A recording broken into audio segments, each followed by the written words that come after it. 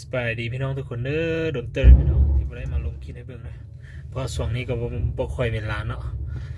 เรื่องเพิ่นบ่ค่อยเวลาแล้วจะมาเล่าเรื่องถึกโกงให้พี่น้องได้4-5 มื้อที่ผ่านมานี่ได้สั่งปืนโลน HC ให้พี่น้อง HC เนาะเป็นปืนงานเวียงนะนี่เป็นมือ2ฮะซื้อประมาณ 4,000-5,000 บาทนะพี่น้องเนาะเพราะมันเป็นมือ2อ่ะเอาถือเข้าโกงนะพี่น้องบักเครื่องมาห้องนี่เกเบิ่งนี่มีแต่ไม้นะพี่น้องนะเขาเจ็บใจมากเลยพี่น้องนะคนที่มันเฮ็ดให้เฮานี่ใจมาแล้วใจไปเลยก็อยากเตือนให้พี่น้อง SC ทุกคนมีสติเลยพี่น้องนะเครื่องออนไลน์นี่เชื่อใจบ่ได้พี่น้องอ่ะโอนปัดคุณบล็อกปุ๊บเลยเขาเจ็บใจมากเลยพี่น้องนะถ้าผู้ใดอยู่แถวหลวงนันทานะพี่น้องหลวงนันทานะเตยใช่มั้ยนะก็ช่วยติดตามให้พี่น้องคันผู้ใดสอกได้นะกันจีให้น้ำใจให้พี่น้องนะก็อยากให้มีสติเลยพี่น้องเพราะเฮาเฝ้าเพิ่นเนาะเห็นเครื่องแล้วเห็นเครื่องเขาแล้วเขาอยากได้พุ่นแล้วเฮาเฝ้าให้พี่น้องสุดท้ายมาได้ถือเขาโกงพี่น้องนะฝากเครื่องมาแต่มันบ่แม่นเครื่องที่เฮาต้องการนะพี่น้องนะแกเบิ่งแล้วมีแต่ไม้พี่น้องเดี๋ยวจะเอาคิดให้เบิ่งให้พี่น้องนะว่า YouTube มันสิเป็นเลยเนาะโคตรจิตใจมากเลยพี่น้องนะช่วงนี้ก็โอ้ยถึกโกงตลอดพี่น้องบ่ฮู้จะเฮ็ดเลยแหละตีเงินบ้างนี่ก็ประมาณ 4,000 บาท 4,000-5,000 บาทนะตอนนี้นะเพราะเงินเราเนี่ยมันเฟ้อปานนี้พี่น้องนี่เดี๋ยวจะเอาคิดให้เบิ่งเลยพี่น้องก็กล่องที่มันมาฮ้อแล้วแกเบิ่งแล้วมีไม้นะพี่น้องจะเอาเบิ่งนะnhớ rồi là nó nhớ trả phạt cho PSP xong một trò tay nữa giờ tao và truy lúc lì nó là chẳng ra rồi nè tôi nói cho khẩu chạy thị là chụp khởi sĩ cho những bao lúc sáng nó đã tạo chỉ sĩ thế nữa như thế chỉ chụp hình rồi mới ý là vô cho mình on nó nè lúc không xong giờ cho có xong nó rong kia đó nên thì giờ nó là cũng xong cũng mua một chữ cũng mua theo là cũng su mua xí à tụi này chỉ kỹ nè bên dưới xuống thì sau giờ thì này thì tôi của tụi bữa cho nó các comment đó rồi nè cũng nhớ cho sao và tàu viễn thông nó thì nhớ rồi là tôi sai ta chỉ nó nhớ viễn thông mà có chơi tôi rồi sao chơi nhớ thì tiền mà nhớ cho sao tàu và bùa chết tế số tàu mình xin mình lồng tàu này nên tự nhiên nó tàu này giờ chụp hình cho mình ý chỉ ở trong nó lấy đó cho nó mua mình on này vào tàu xa lúc đi nào chẳng chia theo cũ thế cho tự chia theo đó chứ màต้องการสิ่งนี้นะgiờ choไปchơi thì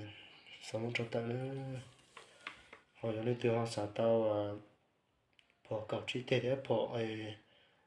cả xe để cả để nâng tàu đó thứ là môn tàu này cả để cả xe chỉ cho môn tàu họ cặp chi tiết môn tàu này mỗi lu rõ cuối cho chính là nhất là môn cho phòng đàn tàu này một chữ là như môn này họ bỏ cặp chi tiết mà mua là chỉ của chỉ môn để tiền nó sai này giờ tới nên nhẹ đó nó chạy còn mà đi bài chỉ nó sai mà làm thay nó cho nó sai nên sự chạy chạy mà đi vô đó nó sẽ cho nó chia hết nữa cho có chút tiền mà nó nhớ rồi cho vấp bỏ lúc khai sĩ tua sao và phong sản lý là theo mua là bây chỉ mua là giờ cho chính giờ nó nó nữa ở đó phò nữa nhớ rồi nó nhớ nó không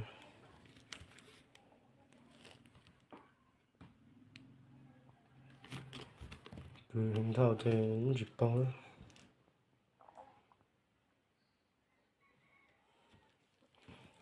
năm một chữ cũng chừng đó đúng chứ bây giờ sao tao thì một tuần nữa trò pin nữa trò pe lan xin nữa giờ tao xa lì nó này xa lú lì rồi bây giờ sủng chạy thì to ạt xiềng một hồ xì đó chẳng sĩ tao không cho nó tao để nhờ dù chạy cũng xong một chữ ạt xiềng giang một hồ xì này thì sao tao thì to tua nữa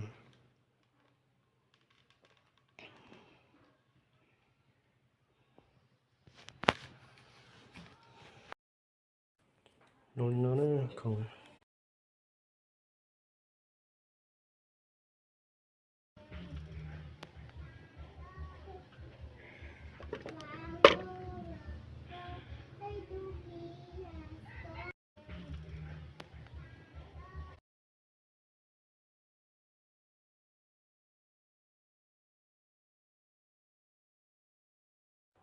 nó ở ra phò cho nó cho đi vào truy lắm cho thì giờ đây lúc đi nó thật bây giờ cho lắm tầm cho xa lắm tới chỉ tới lúc đi nó chỉ sao cho đi truy lắm nữa nè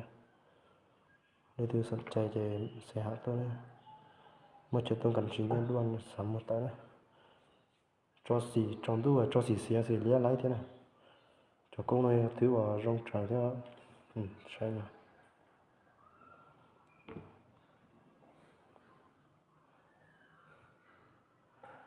và xiềng thế cũng xong thế một chữ bàn một chữ bông xưa để tôi sẵn chạy thì to tôi nữa mất rồi ta nhớ mà bài cẩn thận còn đi là viang thiết khôngตัวđể tôiต้องการcho bài tôi nó chỉ có khổ sống nó chỉ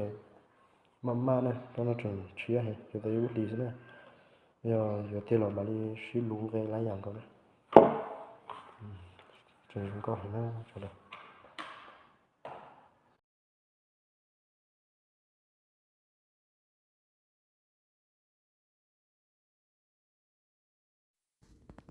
ถ้าผู้ใดเห็นช่อง YouTube ตัวนี้อย่าไปสร้างนะพี่น้องนะอย่าไปเชื่อเด้อคนโกงตัวนี้เนาะเด้อพี่น้องตอนมาฮอกนะกวกเครื่องเบื้องแล้วก็มีแต่ไม้เลยพี่น้องนะกล่องตัวนี้นะที่มันฝากมาให้นะพี่น้องแล้วก็ไปหัดมา5 มื้อเครื่องมาฮอกเลยพี่น้องแล้วก็แก้เบื้องหัดมาแล้วก็แก้เบื้องมีแต่ไม้เนี่ยมันตักไม้นี่ส่งมาให้เลยพี่น้องนะโคกจิตใจข้างหน้าเลยพี่น้องเนาะจะมาเยอะนะสร้างรับพอร์ต PCP มือ2แล้วถอดจอจีลงโนซะนะอย่าอย่างนั้นถึงจะชาหลุนถ่ายแถวนัดเตยนะนี่ถึงมันยังเป็นเจปาติตอร์กูได้อย่ากูจะตอนนึงว่าไม่ได้เชื่อแน่นะอย่าแต่ฉันจะนั่งได้จ้องเรานะอย่าอยู่ว่าจะรอยังฉันจะพูดยังนะที่จิตดูได้อย่ากูนะอย่าก็อยากเตือนพี่น้องทุกคนเด้อบ่แม่นอยู่ฝั่งไทยฝั่งลาวนะให้ระมัดระวังนะพี่น้องเด้อช่วงนี้มันคนมันโกงหลายเพิ่นพี่น้องนะมีแต่เฮาโอนเพิ่นโอนเงินให้เพิ่นแล้วเพิ่นก็บล็อกเฮาแล้วพี่น้องนะติดต่อบ่ได้เพิ่นนะอยู่คนละประเทศหรือว่าคนละแขนนี่ก็ยากนะพี่น้องนะคันเฮาบ่มีพี่น้องอยู่ไกลแถวนั้นนะดีแท้เครื่องนี่คันเฮาอยากซื้อนี่นานไปฮอดบ่อนนี่เนาะพี่น้องไปลองแล้วเอาเลยจ่ายเงินแล้วเอาเครื่องมาเลยมันจึงบ่ถูกโกงพี่น้องนะทางเรื่องซื้อออนไลน์นี่ส่วนหลายนี่อยากโกงหลายนะพี่น้องนะเครื่องบ่ฮอดน้อยสุดพี่น้องคือเฮาสั่งอันนี้